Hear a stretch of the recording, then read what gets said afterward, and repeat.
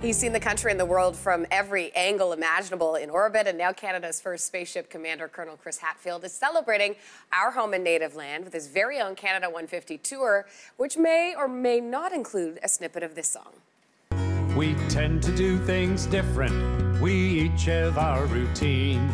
Some of us eat kubasa, some of us poutine. Oh, j'aime poutine. But we have traditions. So great. Okay, so that's Hadfield along with his brother Dave singing their little tune in Canada. Yeah. Chris Hadfield is back in our studio this morning. Good to see you again. Nice to see you also, thanks. So I know you're celebrating Canada 150, but I understand you also celebrated your own birthday last week. I just had a birthday. Happy birthday. That's right. Thank you very much. And there was an interesting cake. I think were you posting that?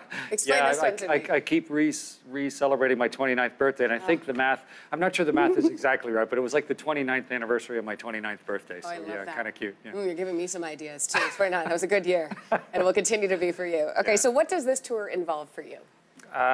As one of Canada's astronauts, I've had a chance to see our country, well, in coast to coast in 8 minutes. But when you see it that way, you see all 35 million people in the time it takes to, to have a cup of coffee. And that perspective, combined with all the provinces I've lived in, I've driven across the country in a 62 Volkswagen, with the windows down, soaking it up. I grew up here.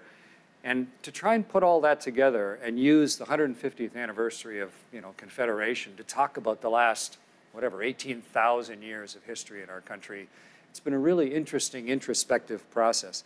And I lived outside the country for 26 years, serving as an astronaut and in the military. And so to come back, it's almost like seeing Canada anew. Yes, sorry to interrupt, but when you do come back, I just want to ask you about your perspective on Canada. How do you see our country? When you've lived elsewhere?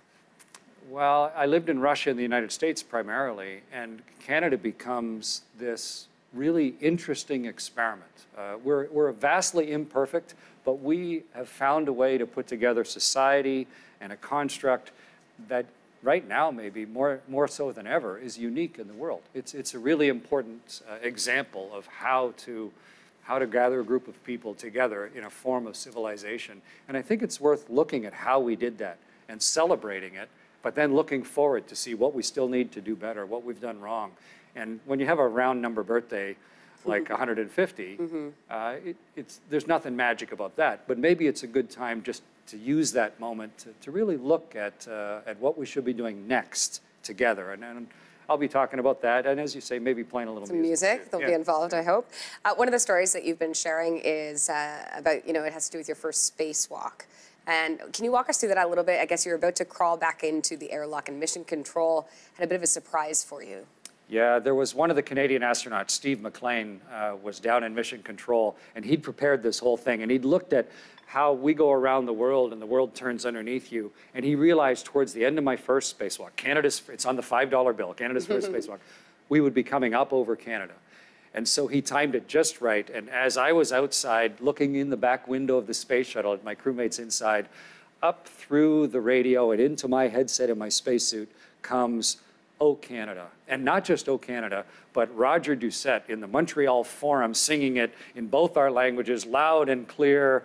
And it just, all my American friends inside were like waving at me, making fun. But for me, it was just such a proud moment to see my country underneath me, to realize that this is the opening door to seeing the rest of the universe. I just helped build this Canadian robot, Canadarm, on the outside of the space station.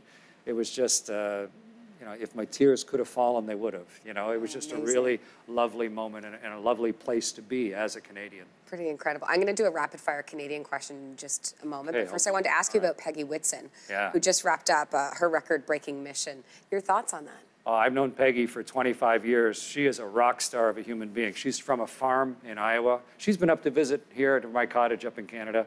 She is the all-time record holder for an American in space, 650 days or something. She's commanded the space station twice. She was NASA's chief astronaut. She is the epitome of an amazing human being and a great example to all of us. Great leadership, personal skills, drive, commitment, sense of duty. I got huge respect for Peggy Whitson. I'm glad to see her safely back on Earth. You ready for rapid fire? Okay. Okay, here we go. How many languages do you speak? Well, 3. 3, which are? English, French, and Russian. There you go. Okay, favorite place in Canada to relax? My cottage, my little tiny, it's built in 1896 and it's very humble and small, but to me, no place makes me feel like that. Favorite Canadian river or lake? Favorite Canadian river or lake? The St. Lawrence. To me, it's kind of the personality of our whole country, and it's opened up our country to people for thousands of years. Okay, Canadian place you haven't yet visited, but you'd like to. I feel like you've been to a lot of places. Amazingly enough, the Yukon. Oh, interesting. Not been to Is the it on the Yukon list? yet. Oh, man, it's at the You gotta top of the get list. there. I would love to. You've seen it from above. Yeah, just on the horizon, but yes. Nanaimo bar or butter tart? Butter tart, made by my mom. Ooh. Oh, if you get a chance to eat one of, next time I come in, yes, one of my please mom's do. butter tarts, they're great. Okay, sold. Mustache or playoff beard? Mustache. Really? Yeah, I'm obviously kind of a, You ever done the playoff beard?